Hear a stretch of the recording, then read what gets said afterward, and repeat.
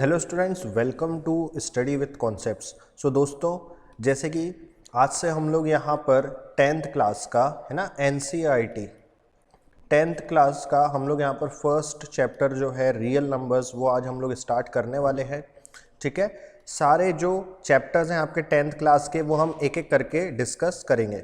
सो आज हम लोग यहाँ पर रियल नंबर्स का हम लोग कुछ इंट्रोडक्शंस देखते हैं। ठीक है, चलो देखो, एक्चुअल में अभी तक हम लोगों ने रियल नंबर्स क्या पढ़ा है। सो रियल नंबर्स हम लोगों ने पढ़ा है क्या कि real numbers are simply the combination of rational and irrational numbers in the number system. किसी भी नंबर सिस्टम में रैशनल नंबर और इरेशनल नंबर का जो कॉम्बिनेशन होता है वो क्या कहलाता है, रियल नंबर कहलाता है। Some of the example of real numbers are जैसे कि 23, -12, 6.99, 5/2, पाई एंड सो ऑन, है ना। मैं √2 भी बोल सकता हूँ, √3 भी बोल सकता हूँ। सो ये सारे आपके यहाँ पर क्या है, रियल नंबर्स हैं। मतलब यहाँ पर एक कॉम्बिनेशन है रैशनल नंबर और इरेशनल नंबर का। ये तक तो अभी हम लोगों ने पढ़ा है। अब इस 10th क्लास में हम लोगों को क्या पढ़ना है। सो देखो, 10th क्लास में सबसे पहले हम लोगों को रियल नंबर्स में जानना है कि एक थ्योरम होती है, कौन सी, यूक्लिड्स डिवीजन लेमा। सो हमें सबसे पहले तो ये जानना है कि ये एक्चुअल में है क्या। ठीक है, सो देखो, यूक्लिड्स डिवीजन लेमा को जानने से पहले तो हमें ये जानना है कि लेमा क्या है, और लेमा को जानने से पहले ये जानना है कि एल्गोरिदम क्या है। सो देखो क्या है यहाँ पर, An algorithm is a series of well-defined steps which gives a procedure for solving a type of problem। देखिए, किसी भी प्रॉब्लम को, किसी भी न्यूमेरिकल को या किसी भी टाइप की प्रॉब्लम को सॉल्व करने का एक प्रोसीजर होता है, और ये जो प्रोसीजर होता है वो एक वेल डिफाइंड स्टेप में होता है। किस स्टेप में होता है, किस फॉर्म में होता है, एक वेल डिफाइंड स्टेप में होता है, जो कि क्या कहलाता है, एल्गोरिदम कहलाता है। क्लियर, फिर से सुनो, क्या होता है एल्गोरिदम, किसी भी प्रॉब्लम को, किसी भी टाइप के प्रॉब्लम को एक सॉल्व करने की एक प्रोसेस होती है। वो प्रोसेस एक वेल डिफाइंड स्टेप में होनी चाहिए। ठीक है, जैसे कि फॉर एग्जाम्पल मैंने यहां पर रोटी बनानी है। ठीक है, तो ये रोटी एक मेरे लिए प्रॉब्लम है, इस रोटी को मुझे बनाना है, सॉल्व करना है, ऐसा समझो। अब मैं रोटी बनाऊंगा कैसे भाई, सबसे पहले मैं गेहूं को जो है उसको मैं पीसूंगा, है ना। फिर पीसने के बाद जो है वो पाउडर फॉर्म में हो जाएगा। फिर मैं एक प्लेट में उसे लूंगा या किसी में भी उसमें लूंगा, उसमें पानी डालूंगा, उस आटे को डालूंगा और फिर उसे यहाँ पर मिक्स करूँगा, तो वो थोड़ा सा यहाँ पर सॉलिड फॉर्म में आपको देखने को मिलेगा। फिर आप उसे गोल गोल बनाओगे और फिर आप उसे तवे पर सेकोगे, तब जाके आपको रोटी मिलेगी। तो आपने ये जो काम किया है ये एक वेल डिफाइंड स्टेप में किया है ना। पहले गेहूं लाया, गेहूं को पीसा, पाउडर फॉर्म में हो गया, अब उसको पानी में डाला, मतलब पानी उसमें मिलाया। तो ये आप एक क्या कर रहे हो, एक वेल डिफाइंड स्टेप में आप इसको सॉल्व कर रहे हो, रोटी बना रहे हो। तो बस यही एक क्या है, एल्गोरिदम है। So an algorithm is a series of well defined step which gives a procedure for solving a type of problem. ठीक है, अगर ये हमें समझ में आ गया है तो फिर ये लेमा क्या है। A lemma is a proven statement used for proving another statement. देखो, एक लेमा क्या होता है, एक लेमा एक ऐसा स्टेटमेंट है जो पहले से प्रूव्ड है। ठीक है, लेमा एक ऐसा स्टेटमेंट है जो कि पहले से प्रूव्ड है, और वो प्रूवन स्टेटमेंट अब दूसरे स्टेटमेंट को प्रूव करने के लिए काम में आएगा। जैसे कि फॉर एग्जांपल मैंने यहां पर लिखा कि 6 + 2 कितना होता है, 8 होता है। तो मैं इसी की हेल्प से, इसी स्टेटमेंट के हेल्प से, ये प्रूव हो चुका है कि 6 + 2 8 होता है। इसी स्टेटमेंट की हेल्प से मैं ये भी तो कह सकता हूं कि 8 - 2 कितना हो जाएगा, 6 हो जाएगा। कैसे प्रूव कर दिया मैंने, इस +2 को मैं राइट साइड ले आया तो -2 बन गया। तो मैंने यहां से प्रूव कर दिया कि 8 - 2 क्या होता है, 6 होता है। ये देखो 6 होता है। तो मैंने इस प्रूवन स्टेटमेंट से एक दूसरे स्टेटमेंट को प्रूव कर दिया। समझ में आया, यही क्या कहलाता है, लेमा कहलाता है। सो यूक्लिड डिवीजन लेमा में आपको क्या चीजों का ध्यान में रखना है, एल्गोरिदम का ध्यान रखना है। मतलब जो स्टेप होगी, है ना, वो एक वेल डिफाइंड स्टेप होनी चाहिए क्वेश्चन को सॉल्व करने के लिए। और दूसरी चीज आपको लेमा पता होना चाहिए कि आप एक प्रूवन स्टेटमेंट से आप एक दूसरे प्रूवन स्टेटमेंट को प्रूव कर सके, मतलब दूसरे स्टेटमेंट को आप प्रूव कर सके। ठीक है, चलो अब देखो यहां पर ये क्या है फिर कि यूक्लिड्स डिवीजन लेमा होता क्या है। सो देखो, given positive integers a and b, there exist unique integer q and r satisfying a equals to b q plus r। जैसे कि मैं यहां पर ये कह रहा हूं कि यहां पर एक फॉर्म दिया है, एक एक्सप्रेशन दिया है a equals to b q plus r। क्या है ये? तो देखो यहां पर ये जो a और b है ये इंटीजर्स हैं, ठीक है, और यहां पर ये जो q और r हैं ये एक यूनिक इंटीजर्स हैं, ठीक है। जैसे कि हम यहां पर किसी नंबर को हम डिवाइड कर रहे हैं, जैसे कि 20 को मैं 3 से डिवाइड कर रहा हूं, सो ये कितना हो जाएगा 6 3 ज़ा 18 सॉरी, रिमाइंडर आ गया हमारा यहां पर 2।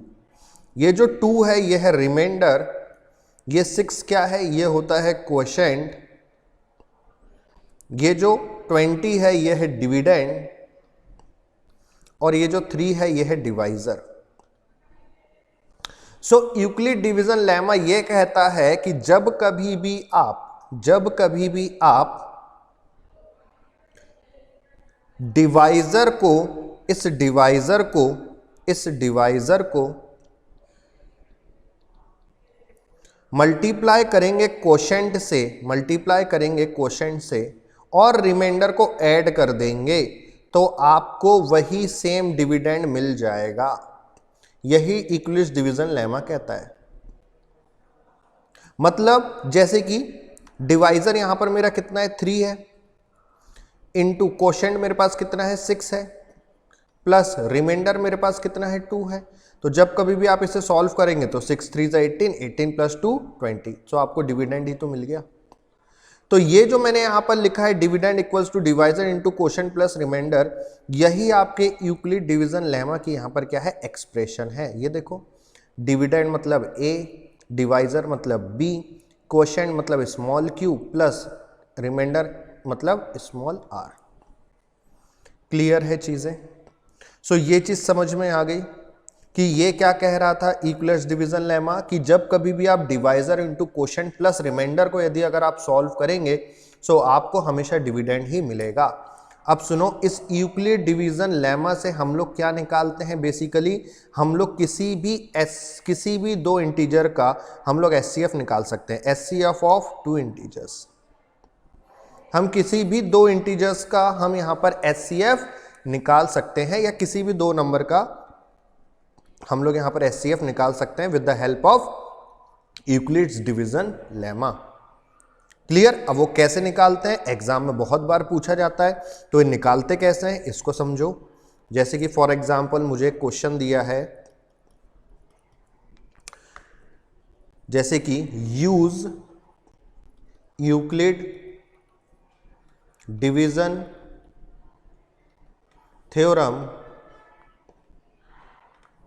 to find HCF of 124 and 24।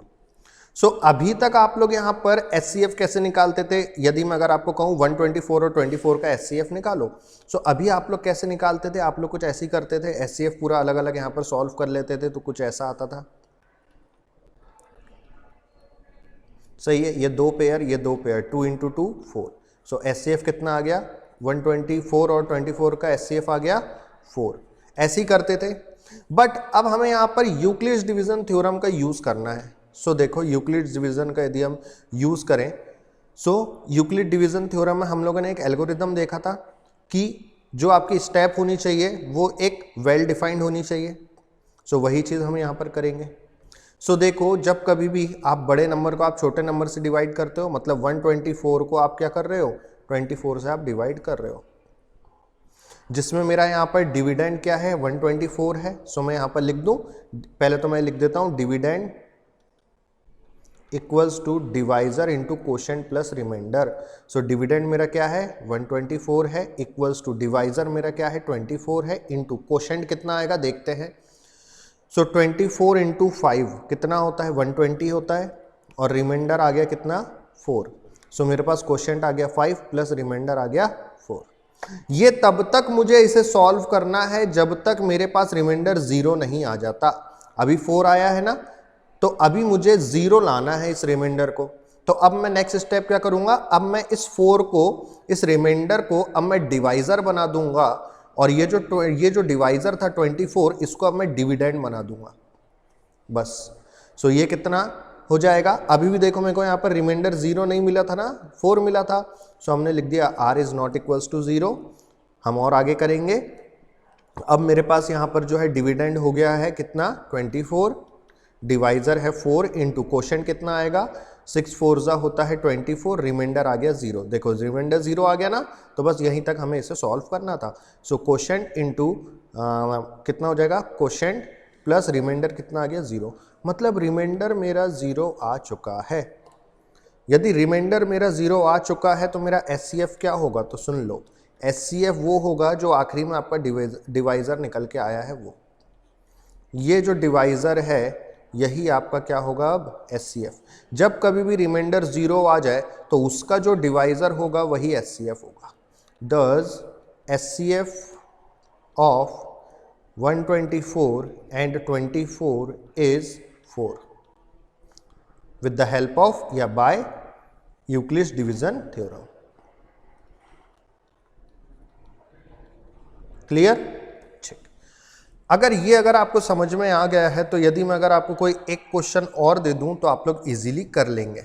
जैसे कि अगर हम लोग यहाँ पर बात करते हैं एग्जाम्पल फर्स्ट, आपकी एनसीईआरटी बुक का एग्जाम्पल फर्स्ट का क्या कह रहा है ये, use Euclid's theorem to find HCF of 4052 and 12576। सही है? क्या हमें क्या बताना है यहाँ पर कि यूक्लिड्स एल्गोरिदम मेथड जो है या यूक्लिड्स डिवीजन लेमा जो है उससे हमें यहाँ पर 1052 और 12576 का आपको एचसीएफ निकालना है। सो हम इसे कैसे निकालेंगे, देखो हमें ये पता है, we know that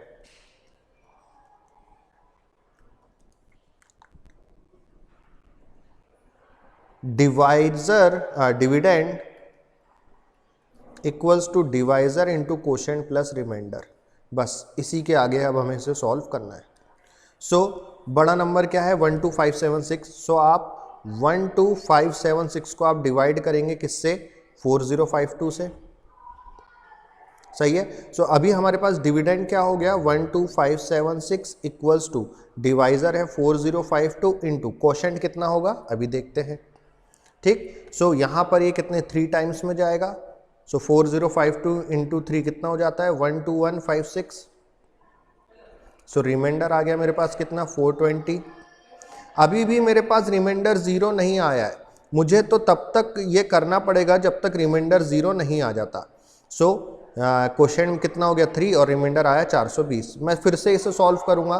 अब मेरा ये जो रिमाइंडर है ये बन जाएगा डिवाइजर और क्वोशंट बन जाएगा और ये जो है डिवाइजर बन जाएगा मेरा dividend 4052।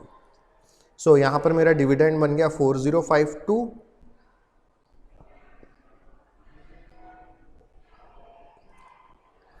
Equals to 420 into quotient क्या होगा देखते हैं। हम जब इसे सॉल्व करेंगे तो 9 टाइम्स में जाएगा ये 3780।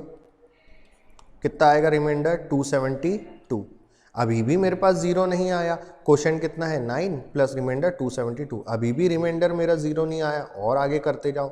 जब तक 0 नहीं आएगा तब तक मैंने एक वेल डिफाइंड स्टेप में इसे सॉल्व करना ही है।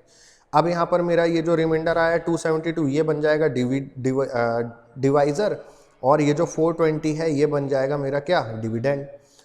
सो 420 मेरा डिविडेंड बन गया, 272 मेरा डिवाइजर बन गया, इनटू क्वोशंट कितना आएगा देखते हैं। क्वोशंट 272 1 जा 272 ही होता है। सो रिमाइंडर यहाँ से मेरा कितना आ गया 148 आ गया। सो क्वोशंट यहाँ पर आ गया 1 और रिमाइंडर आ गया 148। अभी भी 0 नहीं आया, और आगे मैं सॉल्व करूँगा। सो 148 अब मेरा क्या बन जाएगा यहाँ पर आपका डिवाइजर बन जाएगा, और 272 क्या बन जाएगा मेरा डिविडेंड बन जाएगा। सो कितना हो जाएगा, डिविडेंड है मेरा 272, क्वोशंट है डिवाइजर है मेरा 148 इंटू 148 इंटू 148 कितना होता है?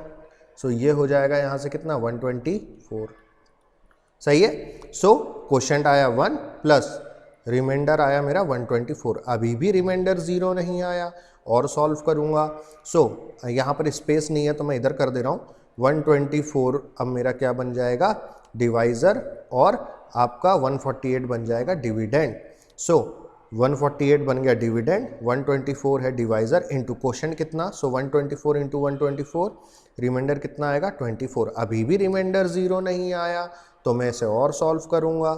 जब तक 0 नहीं आ जाता तब तक। अब मेरा 24 जो है वो बन जाएगा क्या? वो बन जाएगा मेरा डिवाइज़र, और 124 जो है, यहाँ पर स्पेस नहीं है तो मैं इधर कर देता हूँ, 124 मेरा बन जाएगा क्या? डिविडेंड। सो 124 बन गया डिविडेंड, 24 बन गया मेरा डिवाइज़र, इनटू क्वोशंट कितना आएगा देखते हैं। सो 24 को आप किससे मल्टीप्लाई कर दें? 5 से कर दें। 24 इंटू 5 से कितना होता है? 120 होता है। रिमाइंडर 4 आया। अभी भी रिमाइंडर 0 नहीं आया तो हम इसे और सॉल्व करेंगे। क्वोशंट कितना? 5, रिमाइंडर आया 4। अभी भी रिमाइंडर 0 नहीं आया तो अब मेरा ये जो रिमाइंडर है 4, ये बन जाएगा डिवाइज़र, और ये जो 24 है ये बन जाएगा क्या? डिविडेंड। सो 24 बन गया डिविडेंड और 4 बन गया मेरा डिवाइज़र, इंटू क्वोशंट कितना हो जाएगा? सो 6 4 होता है 6 4 होता है 24। रिमाइंडर आ गया 0। तो तब तक हमें सॉल्व करना था जब तक रिमाइंडर 0 नहीं आता। क्लियर? आ गया रिमाइंडर 0। तो बस यहाँ पर ये जो आपका जो डिवाइज़र है, जब कभी भी रिमाइंडर 0 आ जाए तो उसका जो डिवाइज़र होता है वही SCF कहलाता है। मतलब ये डिवाइज़र है, ये क्या है? डिवाइज़र है, तो यही SCF है। सो does SCF of 4052 and 12576 is 4 by Euclid's lemma theorem. Clear है सभी को? सो ऐसे हमें इस क्वेश्चनों को सॉल्व करना है। हमें तब तक SCF निकालना है, हमारा तब तक SCF नहीं आ सकता यूक्लिड्स एल्गोरिदम थ्योरम से जब तक आपका रिमाइंडर 0 ना आ जाए। और जब रिमाइंडर 0 आ जाएगा तो उसका जो डिवाइज़र रहेगा वही आपका क्या कहलाएगा? SCF कहलाएगा। क्लियर? ठीक है, चलो। सो आज के लिए फिर हम लोग इतना रखते हैं इंट्रोडक्शन में, है ना। नेक्स्ट क्लास में हम लोग, अभी हमने एग्जाम्पल 1 किया है, नेक्स्ट क्लास में हम लोग एग्जाम्पल 2 देखेंगे। कौन सा एग्जाम्पल 2? ये वाला। ठीक है, चलो। सो आज के लिए हम लोग इतना रखते हैं, मिलते हैं नेक्स्ट क्लास में। जब तक के लिए bye bye, take care, thank you so much.